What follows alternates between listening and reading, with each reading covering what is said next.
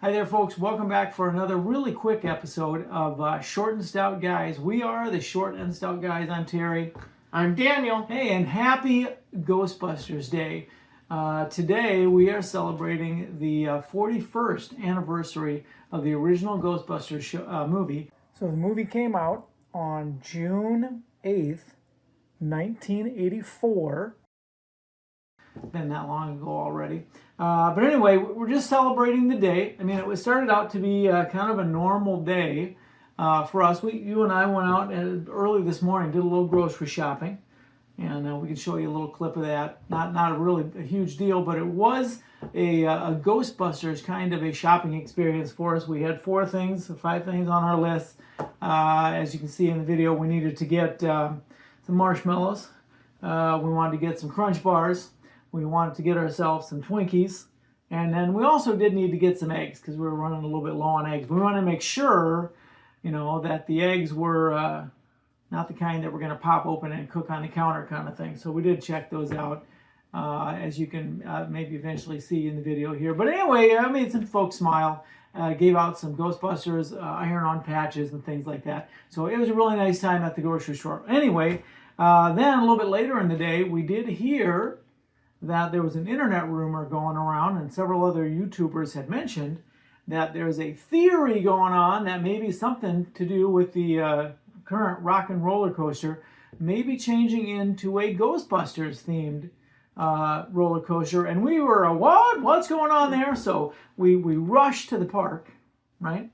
Mm-hmm. We brought along Mrs. Short and Stout, and we took a look, and by golly, they have the construction walls up around the rock and roller coaster. And what were they talking about? We had some signs of talking about the preservation of the hook and ladder firehouse. Yeah, the hook and ladder, which is still there, one of the wonderful Ghostbuster references in the park. Now, it used to be, if you went alongside of the Ghostbuster firehouse there's a window that had on it Paranormal Travel Agency. Now they have that currently blocked off. As you can kind of see in the picture, you can't get back that way. But we do have a picture from, I don't know, a couple of years ago, or whatever we took, that you can still see the window where it references the Paranormal Travel Agency. So I don't know, maybe that's some kind of a hint. The preservation of the firehouse, maybe that's kind of a hint. I mean, I've heard other internet guys speculate on how amazing it would be to have a Ghostbusters, an Ecto-themed roller coaster. I would love it, especially if they incorporated some dark ride elements and some scenery. And there's a really good clip of what it could look like online. So anyway, that would just absolutely be a perfect match for us. You've got the New York area, you've got the firehouse. You also got the public library. The New York Public Library is all. They just redid that last year, maybe 2 years ago. It's looking great. There's also a rumor that they might move that forward. I don't know what that all involves, but yeah, it'd be a perfect setup, I think. Really would, in the New York area there. Anyway, so after we checked that out and we verified that that's all going on, we then made our way over to the film vault and looked at, again, all the wonderful Ghostbusters merchandise that they have in there. And they have quite a variety of things, shirts and mugs and pins and lanyards, all kinds of great merchandise. Did you have a favorite thing in there? Well, I enjoyed looking at the Ecto containment unit. That was really cool to see. They have some great props. And they did have a Slimer in there, but when we were there, we couldn't find him. So well, I imagine a ghost is not going to stay around all day. He's going to, dematerialize eventually, or maybe he was caught and put in. I don't know. I'll see if I can find a picture of the old Slimer with his famously large booty that they had in that area. Anyway, he's not there anymore. We asked one of the people that worked there, and they were not sure where he ended up. So, not really sure where the Slimer went.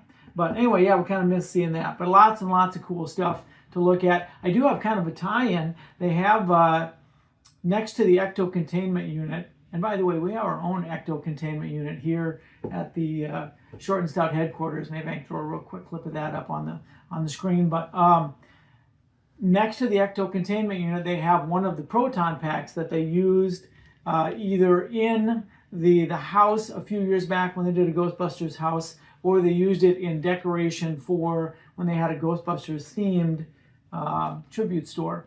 Anyway, we were still back living in South Dakota at the time, and I used to sell the V clips that are used on making. If you're building your own proton pack, I used to acquire and sell a lot of the V clips. And right before those proton packs were made, I happened to have sold 4 V clips down here to Universal Studios. So I don't know if those are the ones that ended up on those proton packs, if they used them in another way, but I thought that was kind of a cool little tie-in for me about the time that those proton packs appeared. Anyway, one more thing we did, well then also just kind of as a last celebration, we did something non-Ghostbusters like. We went over to the soda fountain there on Hollywood Boulevard, and we had the kind of the Doc Brown version of the Wake Up Juice shake, right? Which is a strawberry shake with some cayenne pepper in it that refers back to the Back to the Future movie. And they also have a rock and roll shake, which is made with Rocky Road ice cream. What was your favorite of those two? Definitely the Rocky Road ice cream. We like the Rocky Road. It was for us. It had a little bit too many the nut chunks in it. A little bit too much of a texture. Too big, but it was. I mean, it was fun. Both of them were good. You do pay for that Wake Up Juice a little bit. It goes down fast, but then that cayenne pepper kind of comes back and gives you a bite. I thought it did anyway. But they were both very good. We'd recommend them both. They were great. And it was glad that we had our Coca-Cola Freestyle cups to wash down that cayenne that was pepper helpful stuff. Yeah, we very much appreciated having the delicious access to Coca-Cola products and our Freestyle cups while we were out there enjoying Ghostbusters Day. Now, Dad, I have to ask. We've talked a lot about Ghostbusters in this episode. It seems like it has a special meaning to you. It kind of does. Yeah, real quick. I don't want to leave this too long, but back way before you even a sparkle in your mom's eye, my wife and I, the lovely and beautiful and amazing Mrs. Short and Stout, we got married back in 1984, all right? And we were just poor little church mice back when we got married, and we were living in Aberdeen, South Dakota. And for our honeymoon, we went to Sioux Falls, South Dakota, and went to the premiere of the Ghostbusters movie when it originally came out. Now, we went the next night on June 9th. That was the day of our wedding. But otherwise, the movie debuted on the 8th, and we saw it on the 9th. And so now, for every year afterwards, we celebrate our anniversary by doing something Ghostbusters related. Might watch the movie or another one of the Ghostbusters movie, or, we do whatever. Go shopping in Ghostbusters equipment like we did today. We do something related to Ghostbusters. That's kind of a special thing for us. So anyway, I just want to wish everybody out there a very happy Ghostbusters Day. Hope you had a wonderful time. Maybe we'll see you out there at the theme park. Maybe we'll see you out there busting ghosts. Maybe we'll see you at Walmart shopping. You just never know. But until then, take care.